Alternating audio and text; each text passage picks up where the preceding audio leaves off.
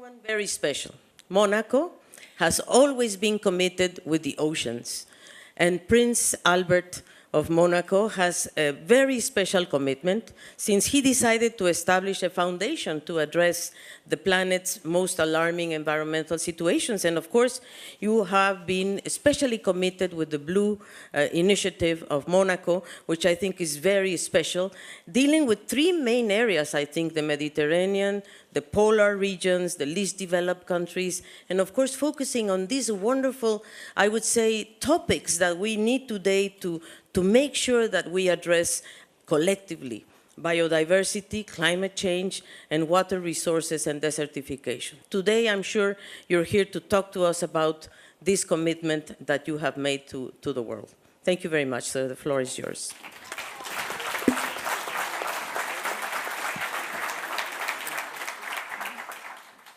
Thank you very much, Madam Moderator.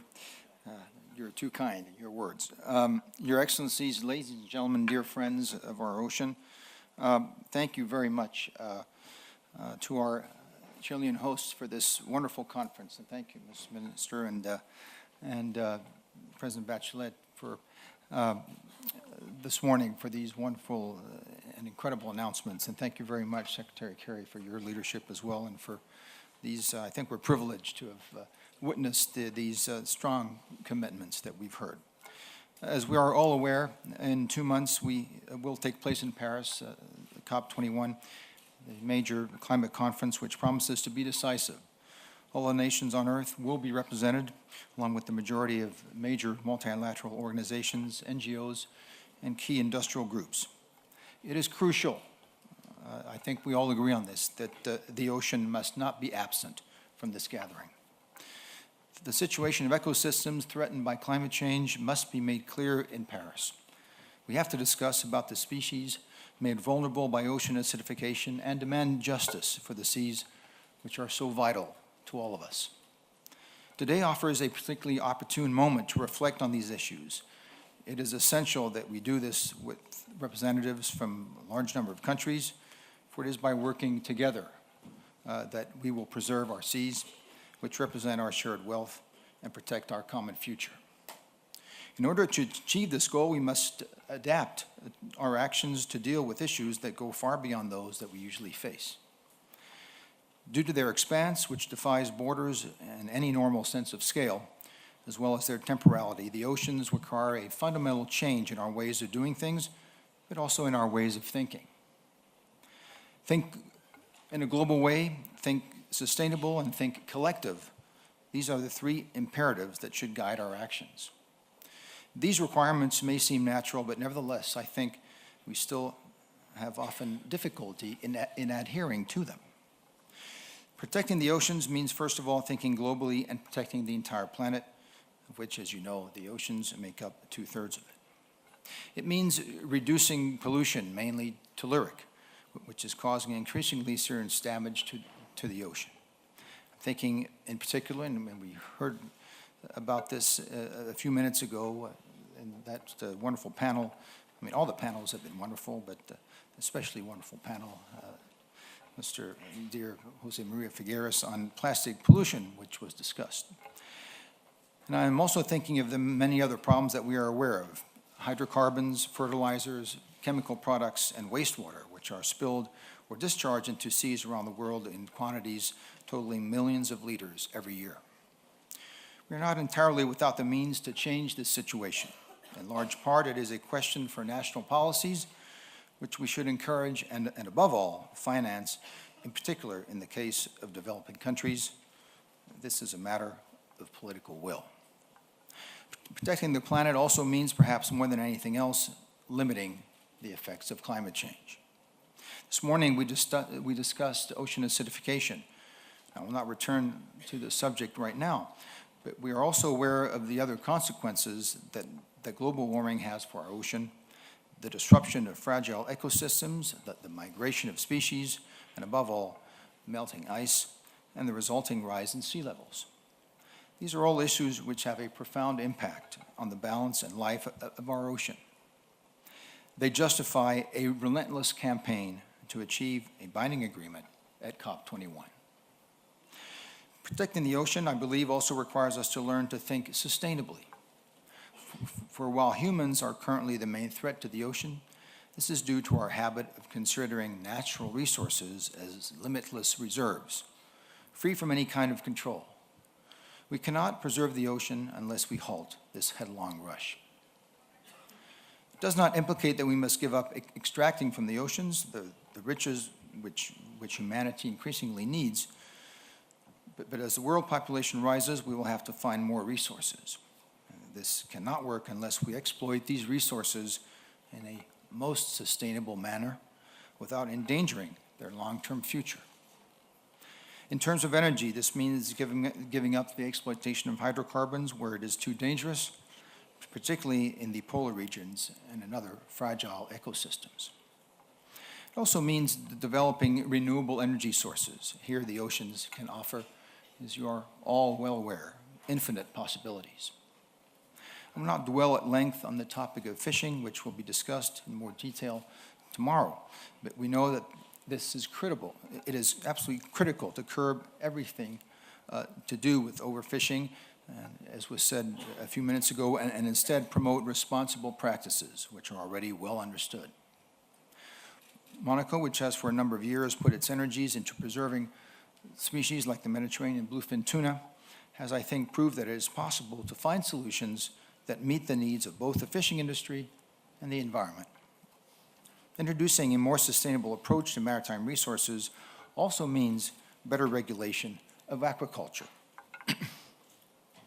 This is one of the fastest growing sectors of the food industry, but it poses grave threats, particularly to biodiversity. All the more since it often involves catching a significant proportion of particular species used to feed the farmed fish, to the detriment of coastal populations. It is up to us, therefore, and this is most often the work of governments, to establish responsible principles in this area, vital if we are to feed a global population which will soon reach 9 or even possibly 10 billion people. I will now move quickly to the third imperative, thinking collectively. Here, and this is in part the aim of tomorrow's session on governance, it is about putting in place greater cooperation between states as well as between those who have a stake in the oceans. In this regard, there are 3 areas which require our attention. The first is the battle against illegal fishing, as Secretary and the Minister said. It is possible and necessary to apply stricter control regulations. This is dependent on national policies, cooperation between states, and multilateral agreements. The second area is the development of an arsenal of legal measures which are more appropriate to maritime challenges, issues to be discussed also tomorrow. As we know that the Montego Bay Convention is now vastly inadequate in regard to many of these points. This is why we need to actively support the initiatives currently underway and to integrate them, as was done with the Sustainable Development Goal specific to oceans, which was adopted by the United Nations some 2 weeks ago. Thirdly, we need to increase the number of preservation areas covering seas and their ecosystems, in particular marine protected areas, which we talked about just a little while ago. We must get close to the unfortunately still very modest target set in Nagoya in 2010, which seeks to establish marine protected areas over 10% of coastal and marine regions. Marine protected areas both save our oceans and promote the activities of all those who depend on them. The billions of our fellow citizens who live in coastal areas in ever-increasing numbers. They need to understand that their future will be secured through cooperation and preservation of our seas. Our task is to guide and support them through this profound transformation, which the entire world needs in order to live more sustainably. In this respect, saving the oceans will open up a path which all of us must learn to follow, not only now, but for our future and the future generations. Thank you very much. Thank you very much. And also we know that your foundation is always providing incentives to people and that's wonderful, including, for example, film festivals and things of the sort to really disseminate the importance of the ocean. So thank you very much for that. It is now a pleasure for me to introduce Manuel González, Minister of Foreign Affairs of Costa Rica. Costa Rica is a great country, not only on account of its commitment to the environment, but its commitment to peace. The only country that does not have an army of its own, and did so in favor of education, as Don José María Figueres well knows. So, Minister, we would like to hear Costa Ricans' commitments, because Costa Rica has two oceans, same as the USA, Mexico, and so many of our sister countries, that require looking in both directions, east and west. So, Minister, the floor is yours.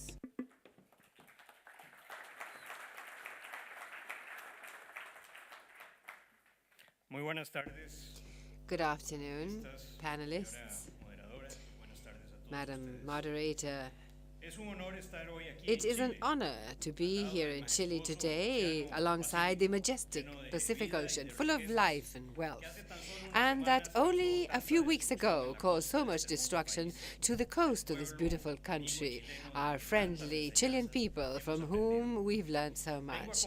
I have come to share the experience of Costa Rica, a small territory, a pioneer in its commitment to the protection of the environment, and that has been at the world forefront, implementing new instruments and creating partnerships between the public and private sectors in order to protect, preserve, and promote investigation and research of natural resources. respeto al medio ambiente.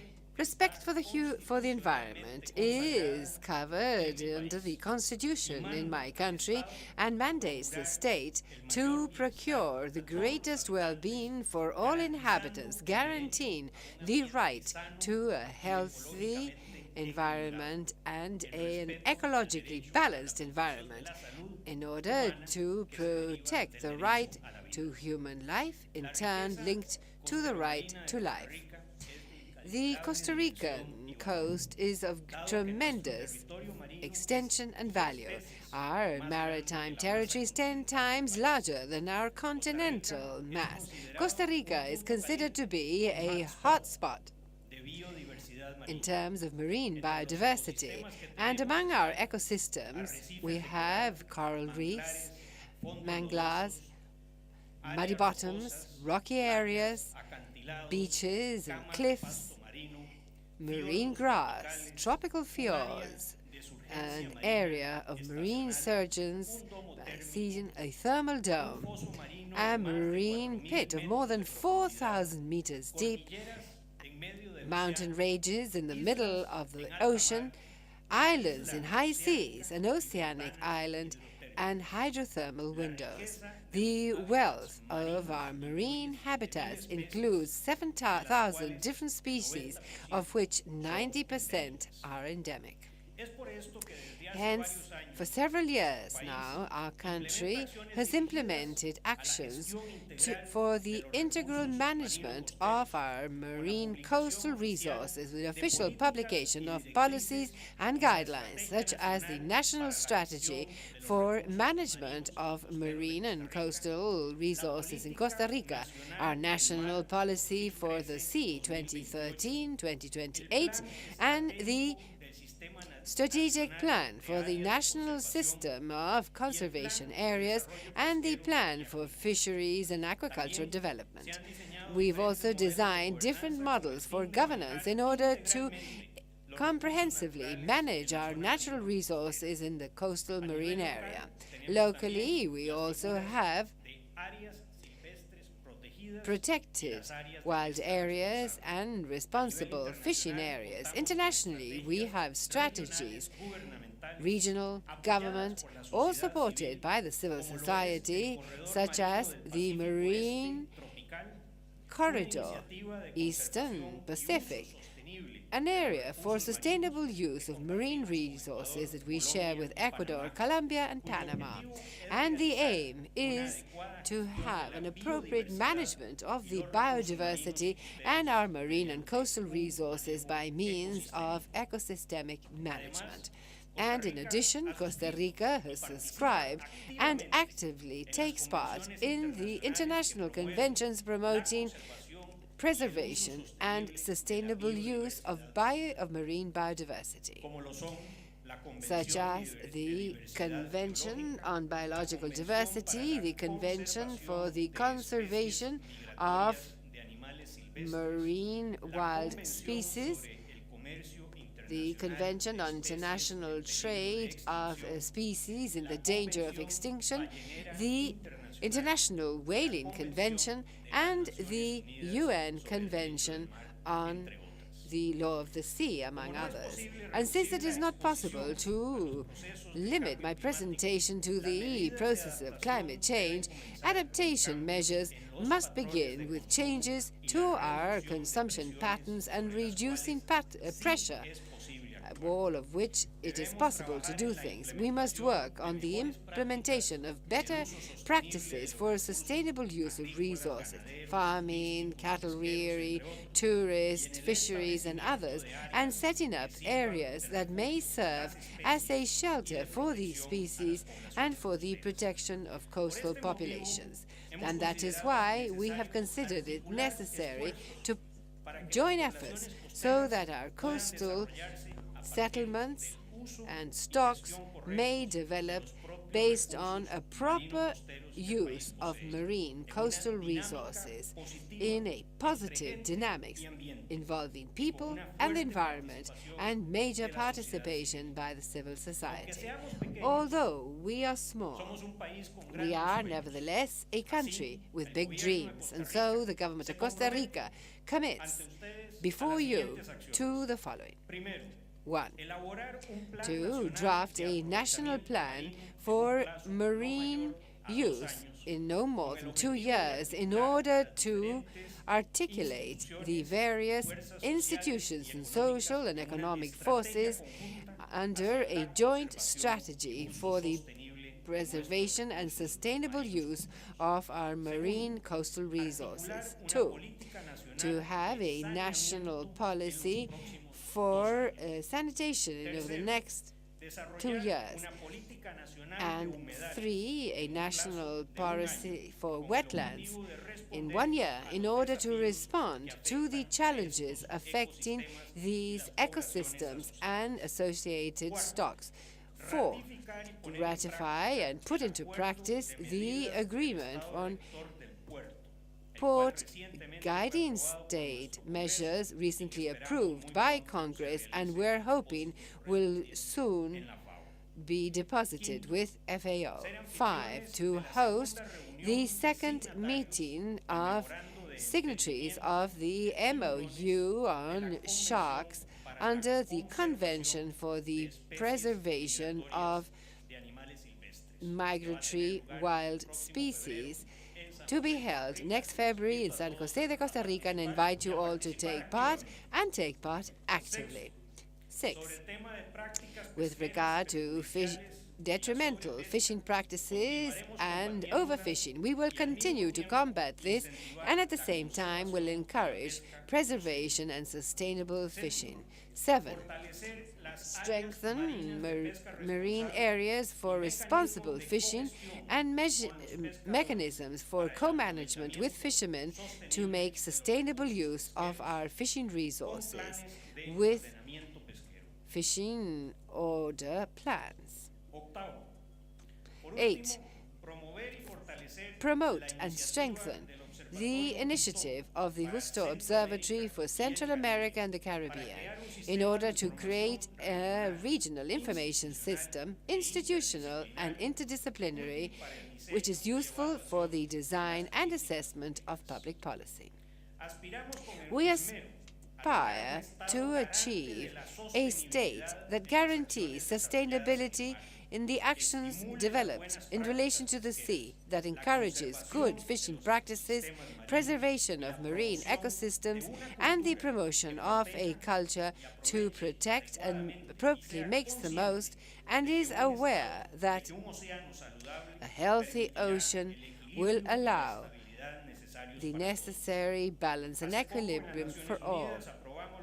Recently at the UN, we approved the Sustainable Development Goals, Goal 14 on the sustainable preservation and use of ocean, seas, and marine resources, compromises us all in order to work for the preservation of our oceans and achieving sustainable development. It is only working all together that we will be able to achieve this and other aims. There is so much to do, so let's get down to work. Thank you. Muchas gracias, Ministro. Creo que para todos es muy importante. Thank you, Minister. I believe that for everyone, Costa Rica's commitment is very important, a very relevant country in the issue of conservation and protection of biodiversity. And I believe that you are incorporating a very important dimension. It is how to ensure you can do that with the people, with the fishermen, with the persons who live precisely close to the coast. I believe that this is so important. It's a pleasure for me to introduce Tom Skogen, State Secretary of Norway. Real privilege, Madam Secretary, to introduce you. Norway's commitment to the UN, to multilateralism is incredible, to climate change, to the environment. And being an oil producer country, your responsibility towards the oceans is extremely relevant. So, Madam, the floor is yours.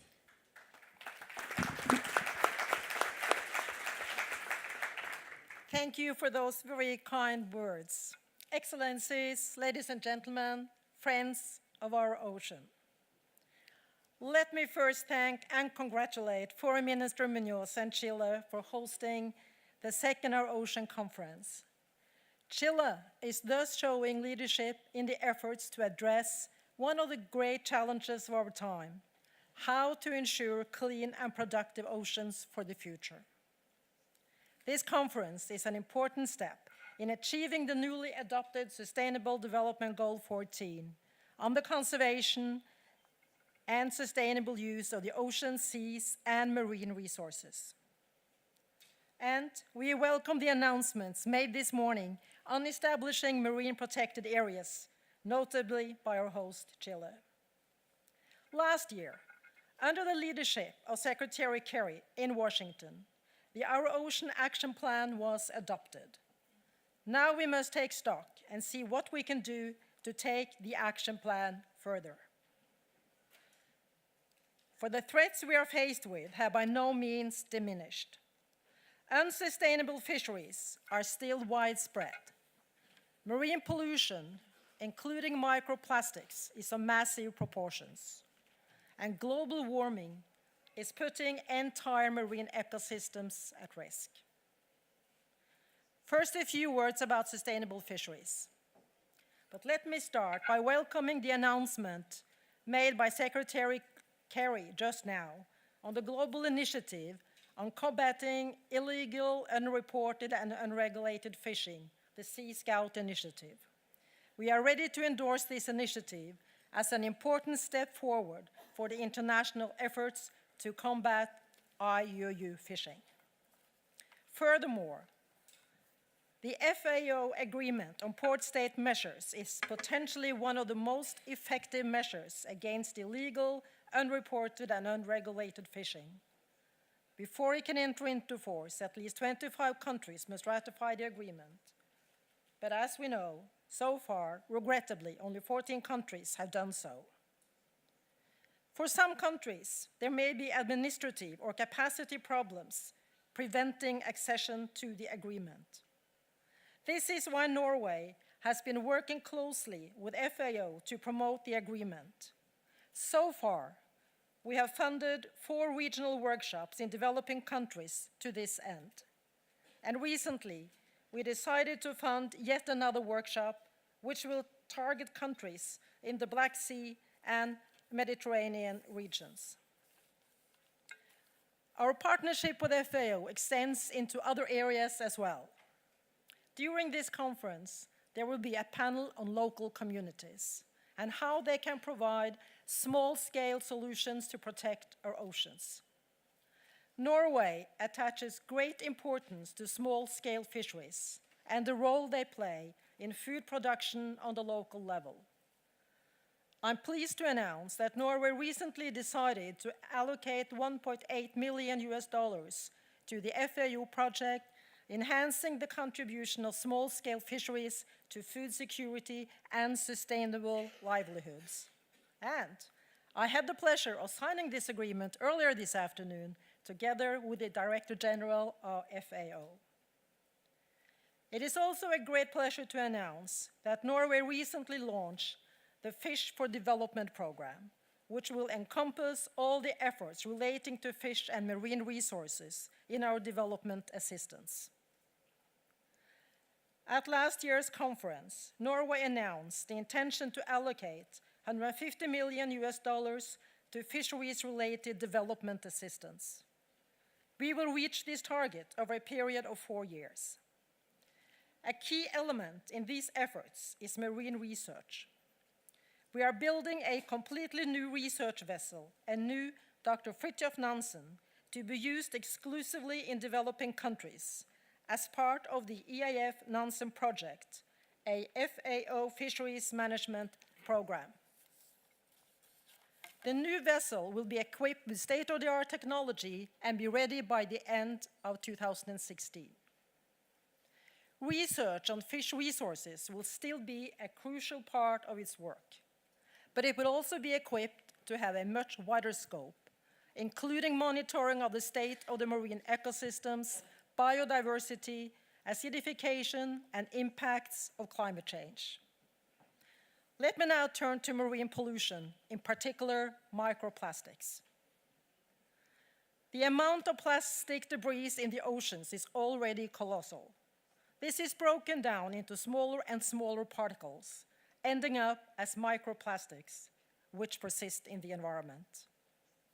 Microplastic particles can contain or absorb environmental toxins. The potential detrimental effects of microplastics to marine life and food webs are alarming. At last year's Our Ocean Conference in Washington, Norway committed itself to allocating $1 million to the United Nations Environmental Program study on the sources and impacts of microplastic pollution and measures to reduce it. I'm happy to tell you that these funds have been disbursed, and we look forward to the results of the study, which will be presented in May 2016. It is our hope that the findings will give us a firm foundation for making concrete decisions on how to reduce the amount of plastic and microplastic pollution in our oceans. Finally, there is the serious problem of ocean acidification. Climate change and ocean acidification are expected to cause major environmental shifts in our oceans. In the longer term, we can expect severe damage to marine and coastal ecosystems. The only way to prevent this is through a reduction in the global level of CO2 emissions. At last year's conference, we announced that Norway would allocate $1 billion to assist developing countries with climate change mitigation and adaptation, including a substantial contribution to the Green Climate Fund. I'm pleased to inform you that we are well on track. This year, Norway has allocated more than $700 million to climate change mitigation and adaptation activities in developing countries. Our funding comprises support for renewable energy and energy efficiency, efforts to reduce deforestation, and efforts to reduce short-lived climate pollutants, as well as other forms of assistance. In terms of our pledge of $248 million to the Green Climate Fund, an agreement has been signed, and the first tranche has already been disbursed. Many nations have made important commitments prior to the COP21 meeting in Paris, but the reality remains unchanged. the sum of our national commitments so far will not be sufficient to reach the target. This underlines the need for strong provisions in the Paris Agreement to ensure that commitments continue to be strengthened over time. Ladies and gentlemen, friends of our oceans, we depend on the ecosystems of the world for our survival.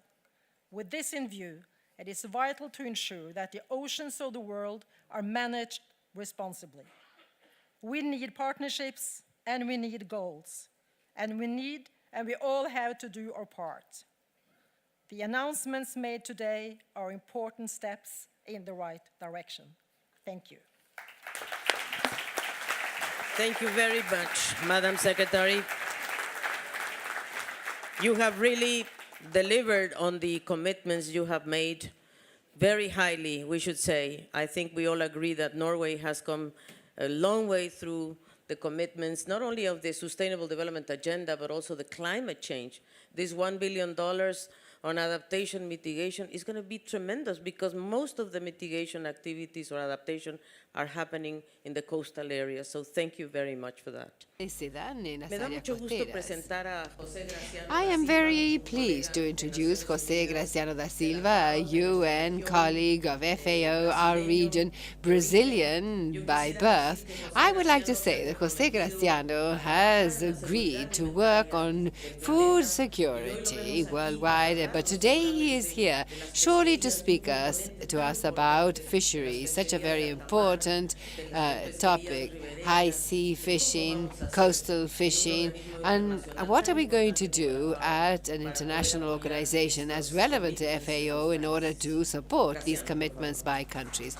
Graziano, the floor is yours. Muchas gracias, Alicia.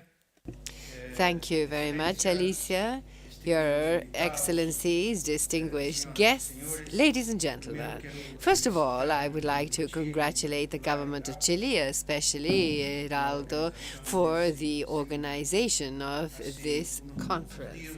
And as you know, just a few days ago, the international community approved the 2030 Agenda, the Sustainable Development Goals. The new agenda highlights the need, and I quote, Aim 14, preserve and sustainably use oceans, seas, and marine resources. But that is not only objective or goal 14. Most of the other aims also have to do with healthy and resilient oceans. Truthfully, this is the main feature of these SDGs. Either we achieve them all or we achieve none. If without oceans, we're unable to fully implement the 2030 agenda and our vision of a sustainable world free of hunger, free of poverty, and where no one can lag behind. The FAO is aware of this. For many decades, the organization has worked in order to protect water resources for the benefit of future generations. The FAO is especially aware of the importance of the blue world for food security, as has already been mentioned by others. Approximately 70% of animal protein that we eat comes from fishing and aquaculture, and these figures are more than 20% in some countries, especially small island states. And as Prince Albert said, this is the sector that most grows. Fortunately, aquaculture today, and that really helps us to preserve plants and forests, especially in areas such as Africa and Latin America. And also, 12% of the world population, their survival depends directly on fishing and aquaculture. We're talking about almost 1 billion people directly involved.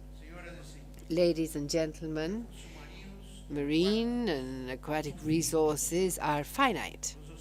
Oceans do not have an infinite ability to withstand the threats faced today. excessive exploitation of resources, climate change, pollution, the habitat losses. Almost a third of world fish stocks are today overexploited. Illegal, unreported, and unregulated fishing continues to stand at alarming levels. Quisiera darle la bienvenida a la propuesta hecha de parte del secretario John Kerry, porque estamos de acuerdo con usted, es que detrás de la pesca ilegal existen otros desafíos y que también plantean una interrogante para nuestras vidas. We must take a step further. We've taken on commitments and now we must act. The FAO is performing an active role in developing the blue economy at national, regional, world level and the growth strategy for the blue world by providing support to other countries. We wish to be closer, especially to small island states. And this initiative is proposed to favor associations, partnerships, and acting as a catalyzer for the formulation of policies to ensure food security, sustainable means, and sustainable ordering of aquatic resources. The Blue World Initiative has to do with applying the FAO Code of Conduct for Responsible Fishing. We are proud to celebrate this week, on the 8th, the 20th anniversary of the Code in Vigo, Spain, and I wanted to invite all of you to attend. Ladies and gentlemen, the FAO will continue to work in order to improve fishing governance worldwide, and likewise, we in coming years would like to achieve, first of all, political and financial strengthening of regional organizations related to fishing. We believe that governance cannot be determined only at domestic or international level. Regional level is extremely important. Second, we wish to fight for the ratification of the agreement on the port state measures, which was passed in 2009, that is 6 years back, and what we need is that 25 countries for this to come into effect. But at the moment, we're only halfway there. I am expecting to hear commitments in this regard at this conference, and we welcome the efforts being made by some countries in order to achieve this as soon as possible. Third, what we need is to apply other international instruments. The port state agreement is essential for this.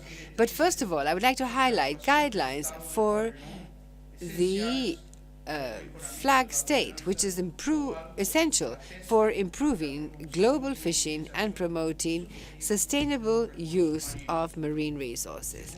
Second, voluntary guidelines for fishing approved by FAO last year in order to increase the share of artisanal fishing to food security and sustainability of certain populations. And third, essential in our view, a world record of fishing vessels.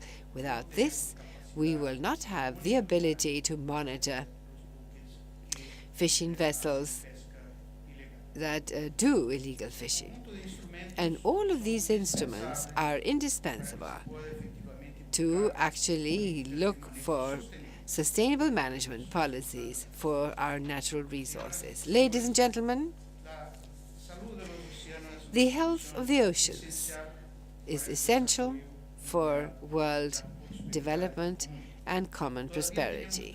We still have time, but we must also have the will to protect and recover this as soon as possible. Before concluding, allow me to quote the Secretary General Ban Ki-moon, what he said last week in New York. The 2030 Agenda obliges us to go beyond our national borders and short-term interests in order to act with long-term solidarity. We can no longer continue to think and work in isolation. Blue growth is not an annex to the 2030 Agenda. It is a main part of it, and we have no time to lose in order to act in isolation. The FAO is decided to support its member states in this new and ambitious venture. I urge you all to join the Blue Growth Initiative and be part of this sustainable and transforming future. Thank you. Gracias a José Graziano. Thank you, José Graziano. I think that what we all here should do is join this battle against illegal fishing so that by 2020 we may really do away with illegal fishing. That these be not only 14 countries, that we can ratify that treaty, and that is the take-home message. A regional organization like the European Commission. We have here Kamenu Vella. He's the Commissioner for the Environment, Maritime Affairs and Fisheries of the European Union, and Europe acts as one in this particular matter. But you're facing a lot of challenges, and you're from Malta, so you very well understand what it means to revert things, because in Europe you're trying to restore actually fish stocks that were lost at some point. Please, Commissioner, you have the floor.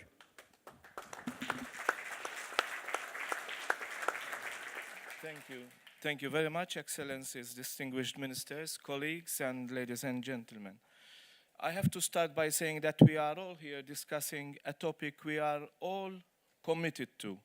We are discussing our ocean and how to protect it.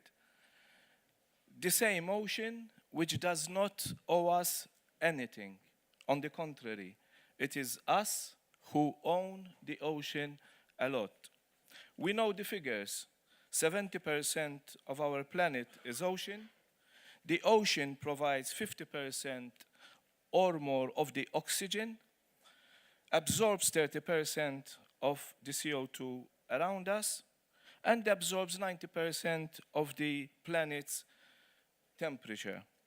Its value has been estimated at a mind-boggling $24 trillion, not to mention its contribution in feeding our planet. We also know the facts. Healthy oceans are indispensable to manage our climate, to protect our ecosystems, to boost our blue economies, to feed our planet, and to ensure our well-being. And we also know the threats: overfishing, illegal, unregulated, and unreported fishing, marine pollution, marine litter, ocean acidification, ineffective governance, to name a few discussed at this excellent event. The good news, however, is that we are finally starting to act. Citizens, consumers, NGOs, businesses, philanthropists, and us, policymakers. We have all identified a number of economic opportunities. Let us also take on the environmental responsibilities.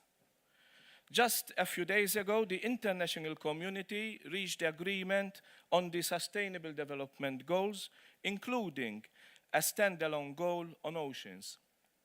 Earlier this year, the United Nations reached consensus on developing a new implementing agreement on marine biodiversity in areas beyond national jurisdiction. Individual countries are also doing their bit. Take, for instance, Chile's proposals for a new marine park covering an enormous 278,000 square miles of ocean around Easter Island. Well done, Chile. But let's talk about commitments. There is a clear momentum for real change, and I encourage all of us to build on this momentum. This is exactly what we are doing in the European Union through a range of concrete measures. First, we must protect and better manage ocean areas under our own jurisdiction. Therefore, all European Union marine waters should achieve good environmental status by 2020 and should be covered by innovative maritime spatial plans by the year 2021. By the end of the decade, 10% of them should be marine protected areas, up from 6% in 2012. The EU member states have already more than 3 million square kilometers of marine areas protected, but more need to be done. And more importantly, our objective should not only be to protect and preserve, but more so to positively manage and enhance the biodiversity and ecosystems in these areas, our natural capital. Second, we will reduce marine pollution. We will publish a circular economy package by the end of this year. It will propose waste targets that address the issue of marine litter upstream and prevent our waste from even reaching the ocean. We will adopt a major quantitative reduction target for marine litter itself, and we will halve the number of single-use plastics bags by 2019. Third, we will have a better and should have a better understanding of our ocean to inform good policy making. We are creating an unprecedented, publicly available multi-resolution map of the European seabed by 2020. We will dedicate €100 million to marine research, not just this year or the next, but every year until 2020. This, in addition to the hundreds of millions we have already invested. Fourth, we will continue to promote sustainable fisheries, both within as well as outside the European Union. By the end of this year, I will propose ways to better monitor and control the European Union's external fishing fleet. I also want to better track EU vessels fishing outside our waters. So we will oblige all vessels above 15 meters from next year to have a unique identifier number. We will continue to take action against countries not respecting their obligations to tackle illegal fishing, like we warned Thailand a few months ago or Taiwan and Comoros just last week. Our 5-year fight against illegal fishing globally is bearing fruit. I want to share our experience and get others on board by hosting an international conference. We recognize that some do need support, and that is why we stand ready to enter into sustainable fisheries partnership agreements with coastal states and to commit up to €675 million until 2020 to help them fight illegal fishing and to help them develop sustainable fisheries of their own. Finally, I am committed to improve international ocean governance. Despite some progress this year, governance gaps exist when it comes to managing our oceans sustainably. Actions by individual countries are much needed, but not sufficient. And that is why we have spent the last months listening to and consulting with our partners in Europe and around the globe on how to improve the status quo. Based on the results of these consultations, we will launch a major political initiative on international ocean governance next year. Ladies and gentlemen, the European Union's member states have the world's largest EEZ, Exclusive Economic Zone, and a maritime economy worth 500 billion euros and providing nearly 5 million jobs. So, together with our environmental responsibility, we have a strong business case to protect the growth base of our blue economy, our ocean. I gave you some examples of how the European Union stands ready to assume its responsibility. And I must say I was very much encouraged having heard the number of commitments from my colleagues on stage. And to conclude with a final commitment on my part, the European Union would be delighted to host the 2017 Our Ocean Conference in Europe. This would give us an opportunity to meet again, reflect on progress made, and make new commitments to the benefit of our oceans. As has been already said, we discussed, we have committed, let us now together deliver. Our ocean doesn't owe us anything, but it is giving us a lot. We owe the ocean a lot, but we are not giving it enough. Thank you very much for listening, and a special thanks to Chile and the US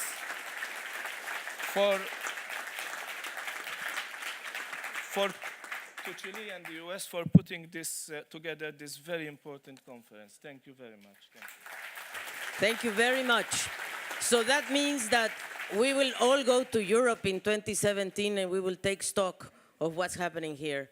Let me thank all the panelists and end by saying, and to paraphrase what President Obama said very recently, he said, we are the first generation with all the evidence in hand to understand the threats we are posing on our planet, our oceans, our atmosphere. But probably we are the last generation that can really do something to revert these damages. And as you said, Secretary Kerry, let's act right now. Thank you to Chile, to Heraldo Muñoz, to Secretary Kerry, on behalf of Ban Ki-moon, Secretary General, thank you very much for doing this, which is going to be very important for the future of the world. Thank you very much.